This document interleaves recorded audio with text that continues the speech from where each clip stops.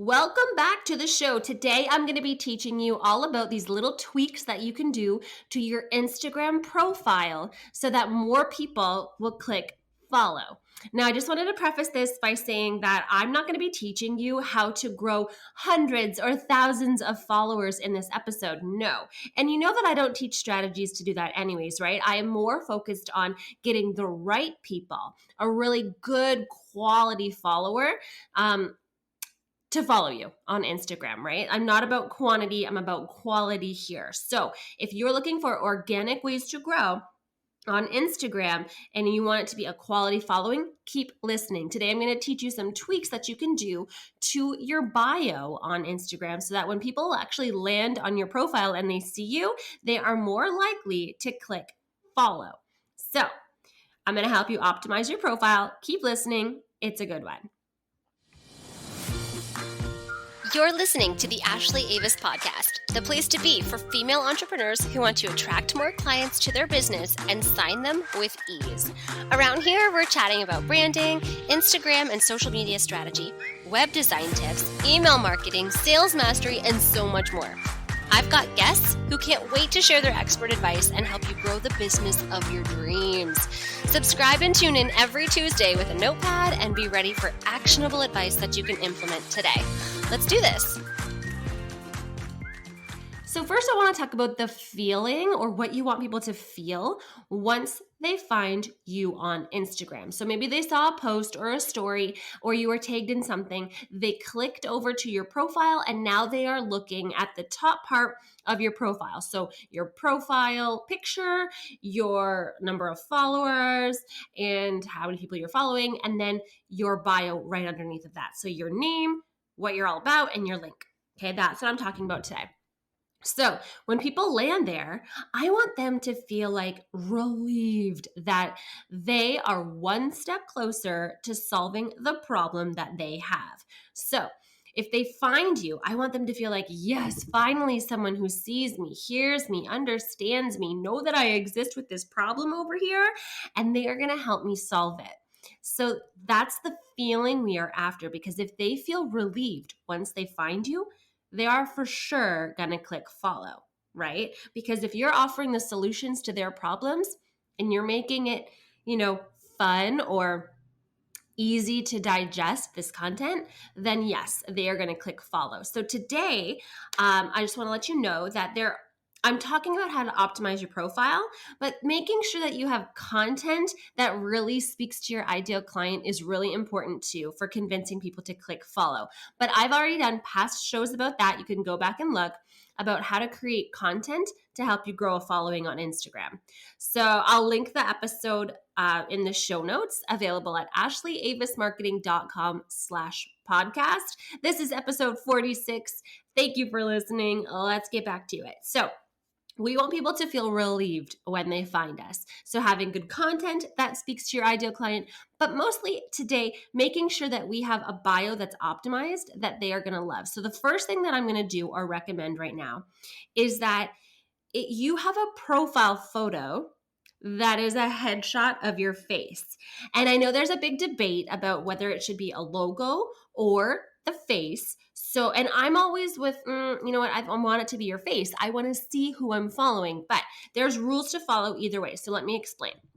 So I go with a headshot because I'm a one-woman show, and a lot of my clients are one-woman shows too. They don't have a big team. They don't have a recognizable brand yet, but a lot of people are recognizing their face, and that's what we want. So when they land on our profile, I want their profile photo to be a picture, a nice, clean profile photo, probably from the neck up, so just hovering over the top of their head, eye contact, and a smile. So no head down, no hat tilt covering up a lot of the face, no hair over the face, unless that's your thing, because we want people to clearly see who it is that they are going to click follow on. Whose profile is it by seeing that profile photo? Now, here's how I like to switch up that profile photo so that it's a little more recognizable, because if you have a logo, I know like your logo is probably your brand colors, or maybe it has a little bit of an icon to it that is recognizable too, right? Obviously, if you have a good logo, we want it to be recognizable. But you could take your headshot, and this is my trick. Take your headshot, go into Canva, remove the background. So it's just your face with nothing behind you. Then make the background of your profile photo your most recognizable brand color. See, adding a little more brand recognition that way is actually strategic, I think, because your face is a part of your brand, your colors are part of your brand, your logo is part of your brand. But I think if you're a one-woman show like me, make it your profile photo. If you want to have a conversation about that, maybe debate it with me a little bit, come on, send me a message on Instagram. You can find me at Ashley Avis Co. I love hearing different opinions. Send them my way. I do have clients, by the way, that do have logos as their profile picture, and I'll tell you why they do. Okay, so it's kind of a debate. They have a team. It's a law office, and there's more than one lawyer. So having one lawyer's face as the profile photo wasn't going to work out because a lot of the content and a lot of what they're promoting is different services offered by different lawyers. So in that case, I chose their logo. It is set in their brand colors. Background is a brand color as well, so it's as recognizable as possible. And it's a very clear, distinct, easy to read logo, which I think is key too. If your logo is a little bit tiny, thin, hard on the eyes, I think I would just go back to a profile photo of your face. All right. That is number one. If you're a one-woman show, I would highly recommend making it your face. If you've got a team, then I would recommend making it your logo. All right. Tip number 2 for tweaking your Instagram profile to get more people to click follow is to make sure that your username is easy. When I say easy, I mean make sure that it's not ending in a number, okay? Because if it ends in a number, a lot of bots end in numbers, to be honest, and I'm going to think that you're a bot or a fake user or a fake account. So try not to end your username with a number. So here's so you were clear, a username is what shows up when people search you on Instagram or tag you in things on Instagram. So you also want to make sure that it is searchable and it's easy to type so people want to tag you. So when I say easy to type, I mean not too many underscores, or don't make your username too long or too hard to remember, or hard to spell, because if it is, I'm going to have a hard time tagging you because I can't remember how to spell your username. I know that a lot of usernames are taken right now. Even Ashley Avis is taken. I can't believe it. So I'm Ashley Avis Co. So you can end your username with something really simple at the end. Maybe it's your location, or maybe it's I like the location at the end, or maybe Inc. Co. CA.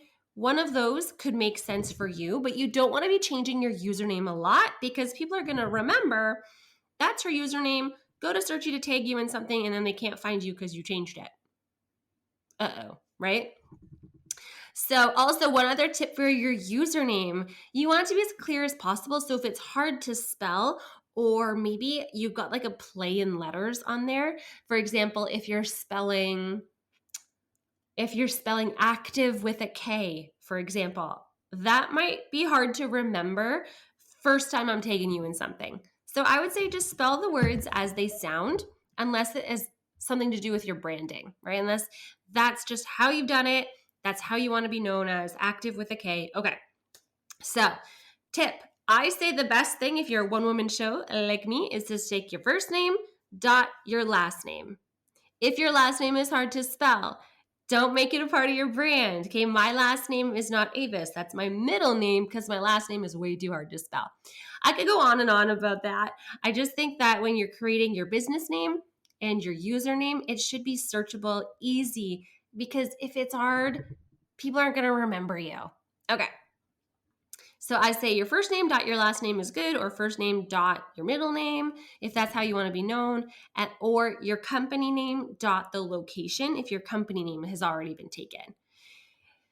Third tweak that you can do for your Instagram profile to get more people to click follow would be to select a really good name and category for your account. So your name is different than your username, right? If you go to a profile right now, you'll see that your name is a darker font. It's more bolded, and the category is right underneath of your name if you have a business or creator account. So these show up on the top of your profile in bold when people search you. Guess what?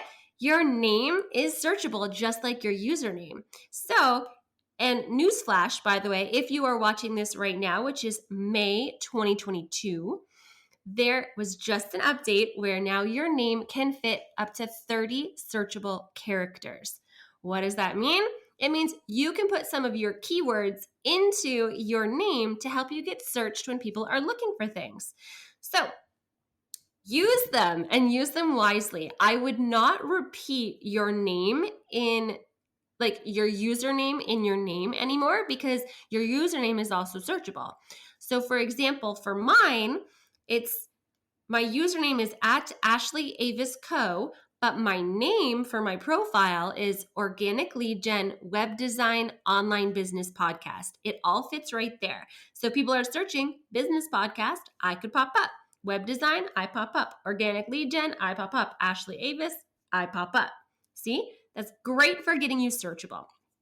Okay, also, you want to be accurate and you want to make sure that you're using those keywords that your brand already uses. And if you just go over my head, what are keywords? Go back to episode 42 with Debbie Roy, my Pinterest coach, because she talks all about the strategy that keywords have in your online business marketing. So, online business marketing. Yeah, I said that right. Okay, so make sure that the category that you choose is accurate as well. So mine says social media agency because I do content marketing for my clients. I could have also put web design. Sometimes I switch it up depending on what kind of clients I'm looking for. But you don't want to put in anything that's inaccurate. And I think when in doubt, you can always put entrepreneur because I know there's a lot of people that love to support entrepreneurs. All right. Number 4, this is an important one. Number 4 is to make sure that your bio is optimized. So that's where you get to actually type in who you are, what you do, all those little characters. I think you have like a limit of how many characters can be in there. Actually, I don't think I know. So I say this is prime real estate here for your profile. So our goal in our bio is to give people the information that they need about why they should follow us. Back in the day, statements like follow for healthy recipes and quick workout ideas, that worked, okay? It might have also worked a few years ago to list off all of your fun characteristics like dog mom, boy mom, red wine fan, yogi, world traveler as like a list with like an emoji beside it. That could have worked a while ago too. But what works today is different. Today, you need to be a little more strategic and a lot more specific because there's a lot more accounts on Instagram. And if you want to stand out and catch your, viewers' attention, you need to be specific here with this section. So what I do is I put my brand statement right there. It is what you do and who you do it for. It is not vague. It is specific as possible. And I don't waste any space in this section with like a list of emojis or unnecessary information here. So let me just give some examples so you know how specific your brand statement needs to be here. So I was just on a coaching session with this awesome woman, and together we wrote her brand statement for her bio, and I wanted to use it as an example on the show today. So her brand statement now says, I help health-conscious working moms get the most out of their workouts, chill out when life gets stressful, and physically feel the results that they want. I'm going to read it again. I help health-conscious working moms get the most out of their workouts, chill out when life gets stressful, and physically feel the results that they want. So if I am a working mom who's health conscious and I find her account on Instagram, I'm going to feel like, oh, she's talking to me. What can she do for me? She can help me get the most out of my workouts. That's great because I work out 3 or 4 times a week and I don't have a lot of time. I need these to be efficient. She can help me chill out when life gets stressful. That's good because I always feel guilty after yelling at my kids or snapping at my husband or sitting there in an anxious state for no reason. And then she can also help me physically feel the results that I want, which I think is great because I physically want to feel good. And if she can help me with that, I'm going to click follow. And she's going to gain a quality follower, someone who is her ideal client. Here's another example because I think examples are really good for understanding how this works. I'm going to read mine. So my bio reads, helping stressed out female entrepreneurs simplify their online marketing efforts to gain clarity and save time. So that's what I do. I help stressed out female entrepreneurs. So that's actually who do I serve? And then what do I do for them? I help them simplify their online marketing efforts so that they gain clarity and save time. Because I know that my ideal client isn't really clear on how she should be doing this online marketing thing. And she also does not have a lot of time to dedicate to it. So I want to be that person that can say, hey, come here. This is how you do it. Let me help you and let's keep it simple. And she appreciates it. She clicks follow. Okay. If you have any extra characters left over after typing in your brand statement into your bio section on Instagram, then use that space wisely and strategically by inserting a call to action. So asking them to do something.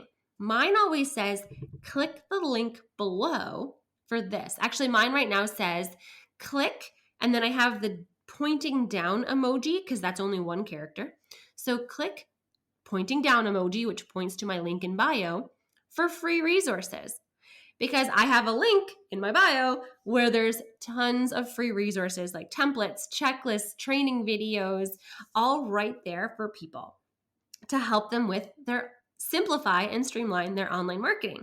So if you have a free resource or a guide or an offer right now that you want to point people to, use that last line in your bio to direct people to clicking on that link. Other call to actions here could be follow for really hot recipe tips or follow for and then some inspiration. So you can add in a call to action when in doubt, or if you don't have that link ready yet, that just says follow me and it will work.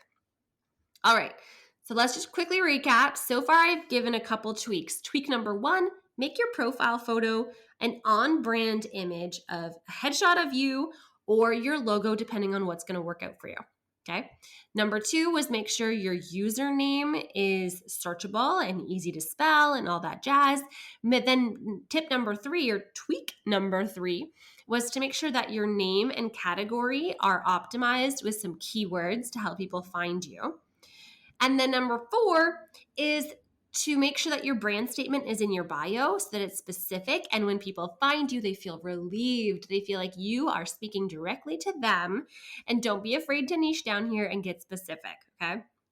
Number 5, your last and final tweak to get more viewers to click follow after they find your Instagram bio or your profile would be to make sure that your link in bio is gold. All right, so here's the thing. When I find someone on Instagram and I am liking their bio and maybe it's just a little bit not clear yet of what they actually do or what they actually sell, then instead of clicking follow, sometimes I actually just click right to their link in bio, hoping that it's going to be even more specific right there. Once I land on their website or whatever link that they're directing me to, it's like, oh, she's actually giving me video tips for YouTube, or she's giving me video tips for social media, or she's giving me video tips for real estate marketing. I'm like, okay, more specific, I got you. I'm going to either follow or not follow, depending on what your link in bio takes me to.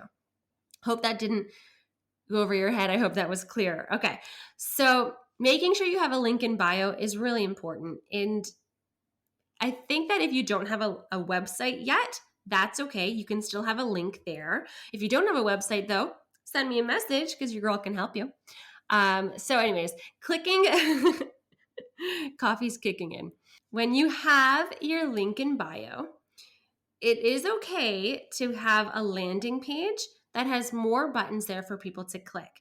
So if you're sending people to multiple websites or multiple links through your social media content per week, it's okay to have your link in bio directing them to just like a page that has some buttons there.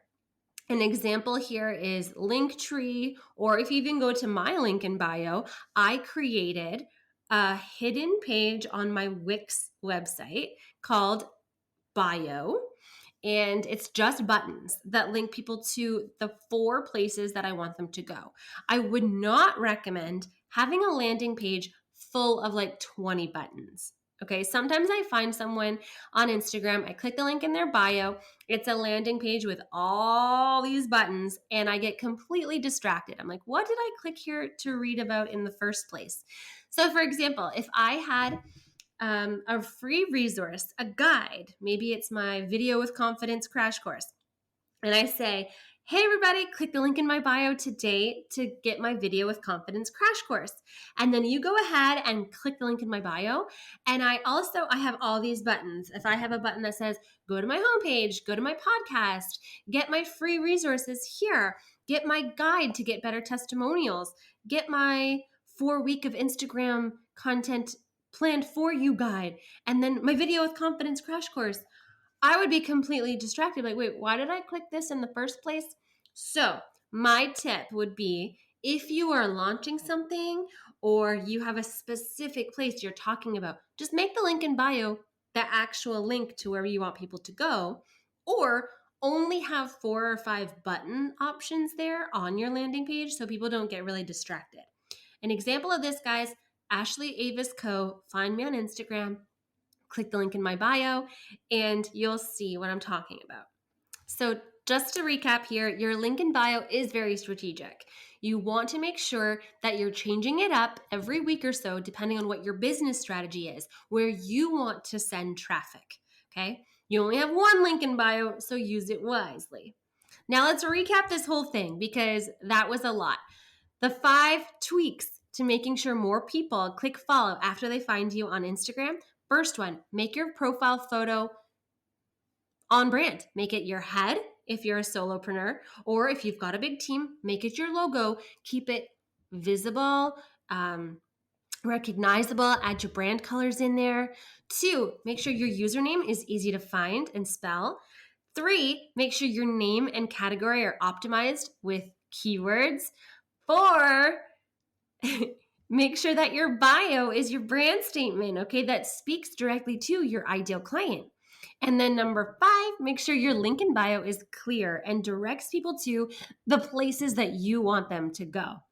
Remember, all of this is just tweaking your profile so that when people actually land on you, they see you, they feel seen, and they feel relieved that they have found you. They are one step closer to solving the problem that they have.